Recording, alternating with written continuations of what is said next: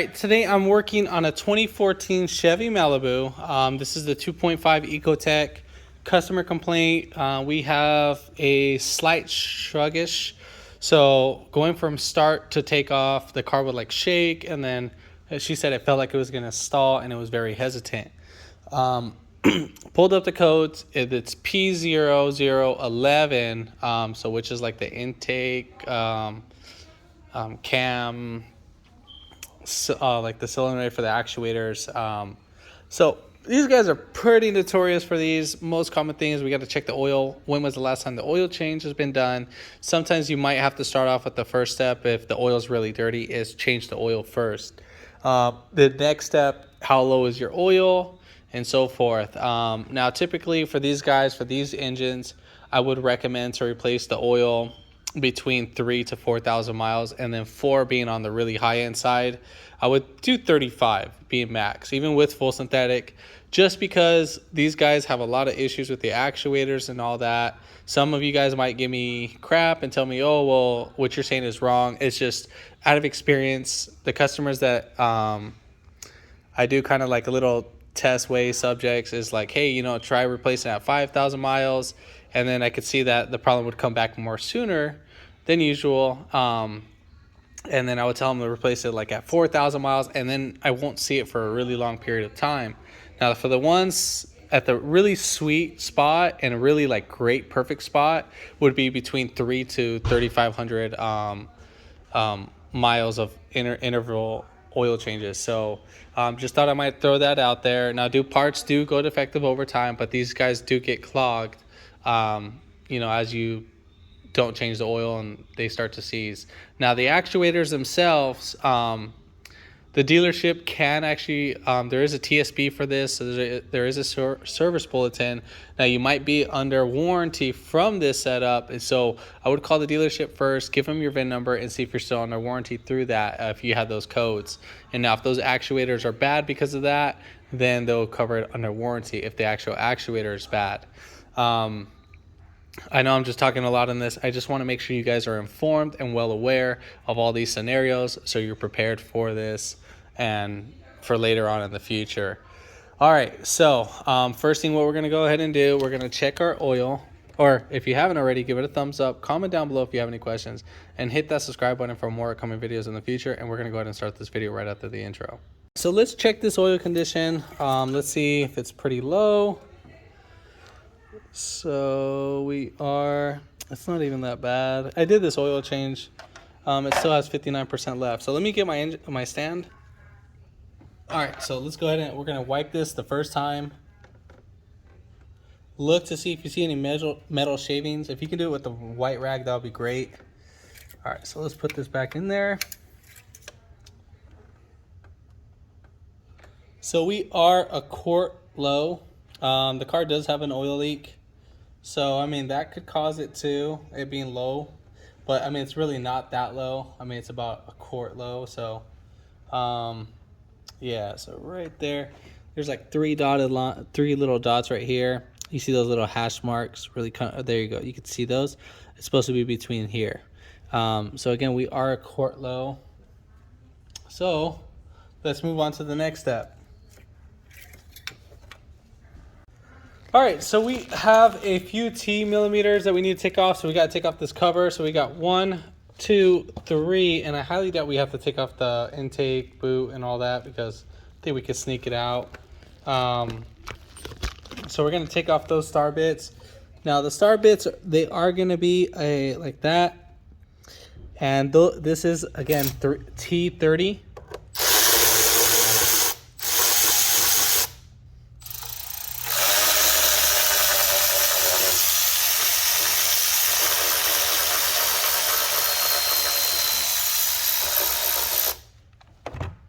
All right, so after we take off those bolts, we're just gonna lift right up. Oh, and then we gotta take off our oil cap too as well. And then let's go ahead and put back on our oil cap. All right, so right here coming on the valve cover, so we have our exhaust oil control valve. Now obviously we have our exhaust manifold right here, and then this would relate to our exhaust cam side. So all of this will be our exhaust. Now our intake will be obviously on the intake side, and we have our intake side cam. So this little indentation, this is where our cam would be sitting, and then right here would be our cam gear. Here's our oil control valve for our cam gear. Now that would be p0011, and then this would be p0010. Now normally this would be recommended to be changed in both. You wanted to replace them both because you can already tell somebody's already replaced this, but they didn't replace this. So now eventually, now it bit my customers in the butt, and now they have to replace this again. Now it did look like someone already tested this prior to me. Now you can kind of see this as I picked that. Now either this is rat chewing, if I could see that, or so forth, or maybe someone was picking at it. Now I like to pick these guys out with a pick too, but I don't even know. So let's see. So let me go grab a pick. Maybe that's what their issue was on trying to take it out. So let me get a pick and then we'll get right back to the video. All right, so I'm gonna be using a pick with the hook. So let me go ahead and make sure my arm's not in the way. So I'm actually gonna pick right through here just because I've seen that this has already been touched. But normally, God, this thing is jacked up.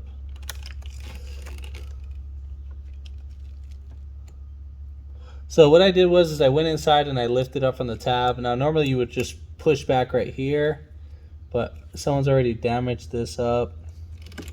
I looked at the wire just to make sure there's no damage on the wire and so forth. So there is no damage. And so now we are gonna take off this oil control valve. Now there is a 10mm bolt right here, and we are gonna go ahead and take that off.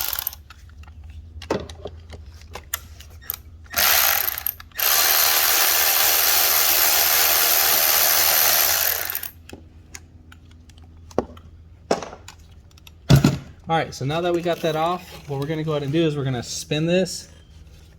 So just like that. So I grab the oil control valve, spin it, and then if you can get this right here on that side, that'll be great. And then at the same time, I'm gonna be pushing with my hand. I'm gonna be pushing up, and then I'm gonna be pushing down right here, like pushing away from the car. And at the same time, I'm gonna just spin it right up on out. Now a little oil might come out. But all right, so we got that out. We're gonna slide it. And it should slide right out all the way. We're gonna look at this. Yeah, this looks like it's been replaced before. Well, it's GM, so I guess that's the way how the factory one looks like. But yeah, that looks good. Let's go ahead and test this out and see how everything is.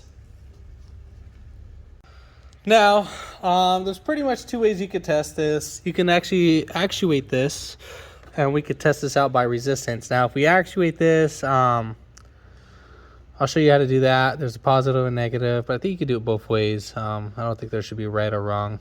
But let's first go ahead and test out the measurements, because I know mostly everybody will have a digital multimeter, but some of you guys will probably just replace it. If it doesn't work, you guys will end up asking me.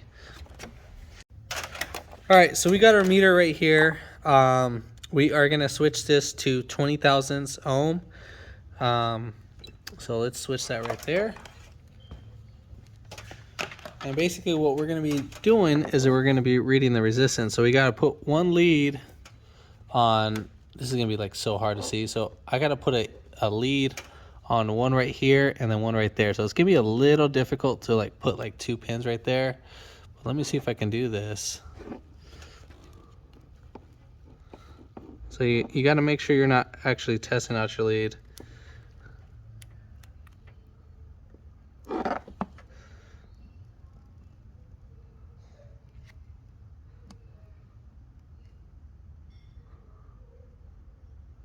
So it's not even registering. Let's try 200 ohms.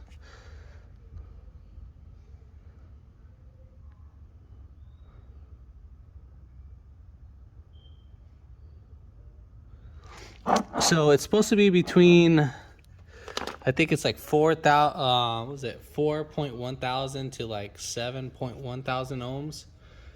We are reading pretty much 6 ohms, so it's actually supposed to be in the thousands. Let me double check that just to be if I misread it. So give me a second. So I did read that wrong, so don't worry about the 20k ohms. Actually switch it up to the 200 ohms. And then again, it's supposed to be between 4.1 to 7.1, and I think we read at 6, so which is actually supposed to be right there. So this can be an intermittent fault.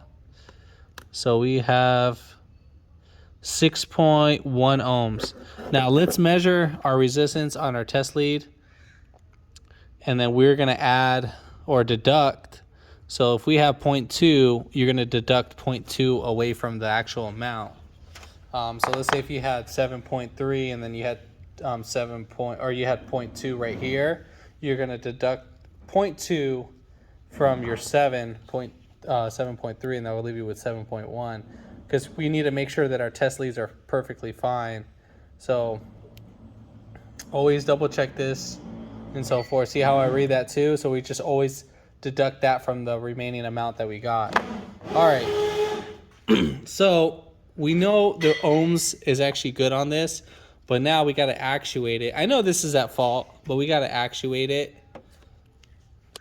All right, so next thing, we got alligator clips. They're on both sides. You can get these at Harbor Freight. It's for a couple bucks. Very inexpensive and great to have. So for a purpose like this. So what I'm going to go ahead and do, I'm actually going to get my test lead. And then you got to make sure as you're testing these that these guys aren't touching. So you see how right here, if I were to do this test, those are touching. So that would, you know, we would have an issue right there off the bat. So let me just do this. So I'm going to put these right here, and I'm just going to push down until those actually make contact. And the same thing right here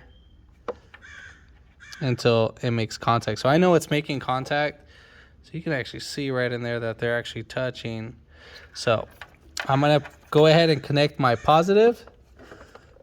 So let me just back off that. So we're going to go ahead and connect our positive. So now when you connect this guy, our test lead, is actually hot. So if you touch a ground with that, best believe you're going to be sending sparks. So, all right. So what I'm going to go ahead and do is I'm going to tap on the ground, and I want to hear this thing actuate. So I'm actually tapping it right now. So it's not actuating at all. So this should be actuating.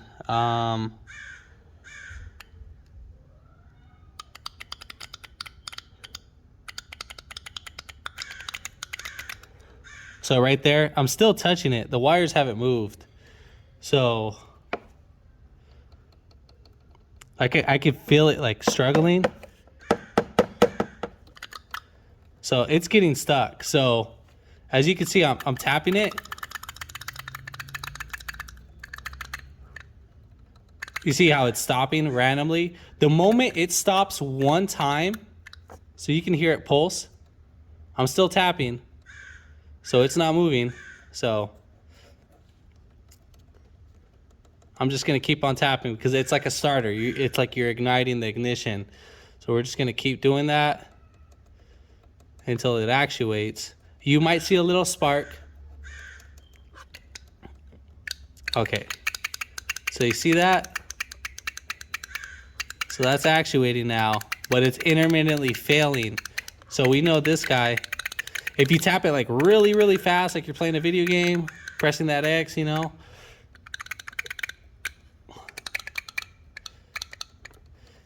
So you see how right there, this is how the solenoid is. So if you have it like that, we want it sideways to test just to see how it actuates, but this thing is failing. So we know this guy's the culprit. So we're gonna actually go ahead and replace this and then so forth. So let's go ahead and get back to the video. Let me finish this up. I'm waiting for the part and then we'll get back to the video. All right, so here's our new solenoid. We are gonna go ahead and touch it. So this should make a contact.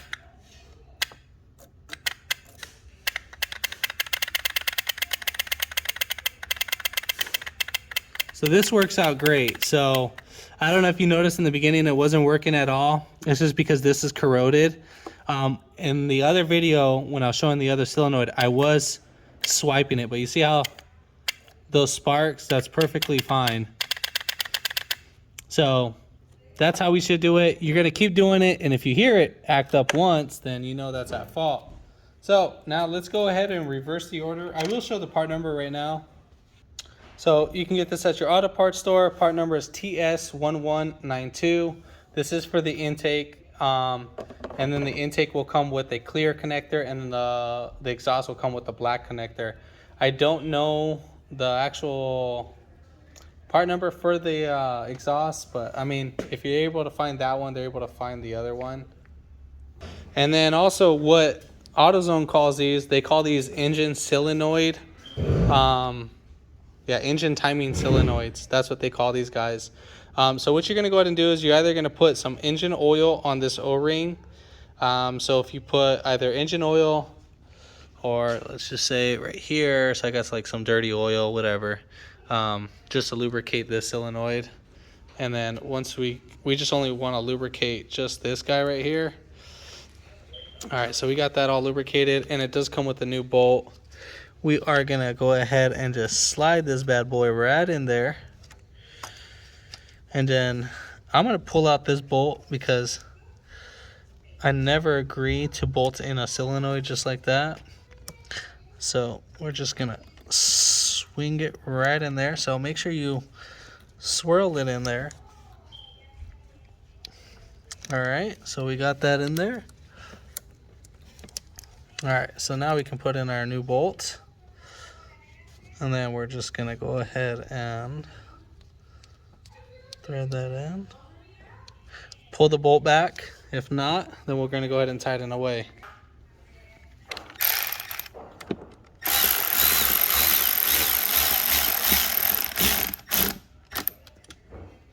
And now we're gonna go ahead and get our connector. And then you're just gonna make sure that clips in and try pulling it back so this one doesn't get pulled back. All right, sorry about the noise in the background. We'll make this quick. So take off your oil cap. Oh, it looks like some wire repair was done here. Wow, great. Best work. So we'll slide this back in, put in our oil cap to make sure nothing falls right in. Make sure you do these all in by hand. So I'm just doing these first start off just to thread these guys in. Once you know you started, you can't pull these guys back. So try pulling those back. We're gonna tighten those down. I'm gonna add some oil, and that's pretty much it.